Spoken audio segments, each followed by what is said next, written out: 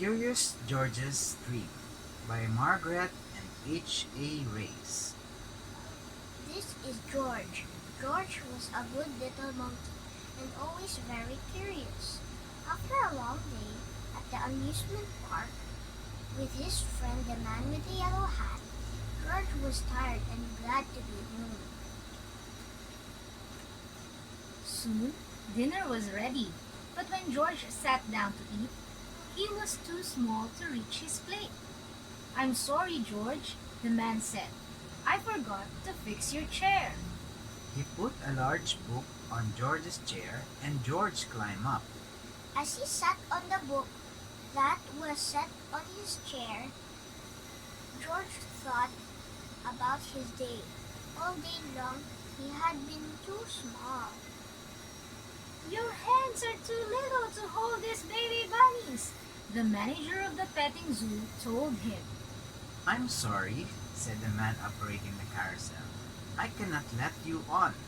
You need a grown-up to ride with you." Maybe next year, said the man taking tickets at the roller coaster. But after a good meal and a good dessert, George began to feel better. When the dishes were finished, the man said, "George, I have a surprise for you." And they went into the living room. The surprise was a movie. George was glad to watch a movie. That was something he was not too small to do. George was enjoying the movie, but it had been a full day, and now he had a full stomach. Soon he could not keep his eyes open. The next thing George knew, He was back at the petting zoo, but this time something was different.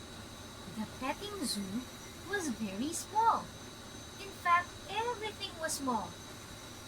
George looked around. Then he looked at himself. Maybe everything wasn't small after all, he thought. Maybe he was. big. Uh-oh, this is not right, thought George. Then he remembered the bunnies. Why, he was not too small to hold a bunny now.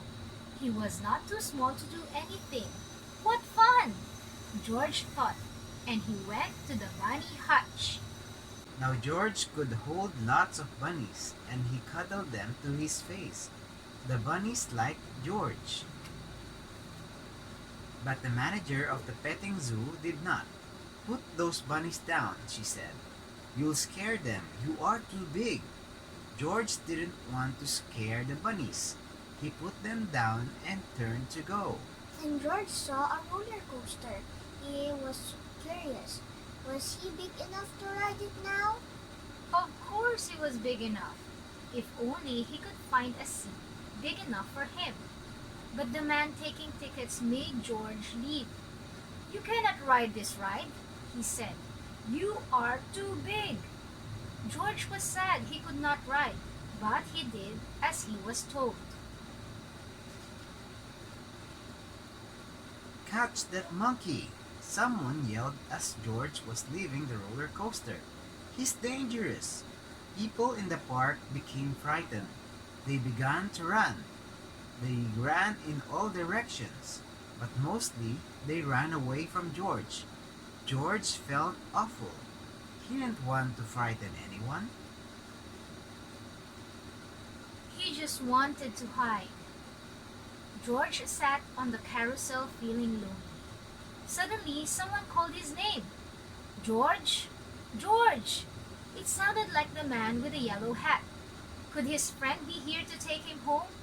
George heard his name again.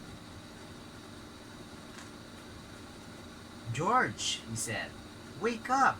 It's time for bed. You fell asleep while watching the movie." George looked at his friend. Why, he wasn't small after all. George looked at himself. He was not big. Now George could jump into his friend's arm. And that is what he did. As the man with the yellow hat tucked him in, George was happy to be in his little bed. It was not very big, he thought, but he fit in it perfectly. George was just the right size. The end. The end.